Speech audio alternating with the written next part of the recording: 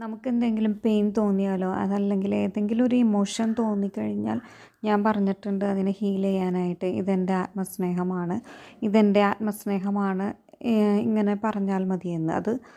അപ്പോൾ അതിനൊരു എളുപ്പ വഴിയെന്ന് പറയാനായിട്ട് ആ ഒരു ഇമോഷൻ അല്ലെങ്കിൽ ആ ഒരു ഫീലിംഗ് അല്ലെങ്കിൽ ആ ഒരു വേദന അതിനൊരു രൂപം കൊടുക്കുക. നിങ്ങൾക്ക് ഇഷ്ടപ്പെട്ട ഏതെങ്കിലും ഒരു രൂപം, ഒരു ബോളിൻ്റെ രൂപമോ അല്ലെങ്കിൽ നിങ്ങൾക്ക് അപ്പോൾ തോന്നുന്ന ഒരു കറുത്ത തുണിയാണെങ്കിൽ അതിൻ്റെ രൂപം കൊടുത്തോളൂ, അല്ലെങ്കിൽ ഒരു റോസാപ്പൂവ് അതിൻ്റെ രൂപം കൊടുത്തിട്ട് ആ റോസാപ്പൂവിനെ നോക്കിയിട്ട് ഇതെൻ്റെ ആത്മസ്നേഹമാണ്, ഇതെൻ്റെ ആത്മസ്നേഹമാണെന്ന് പറയുന്നതാണ് എളുപ്പം.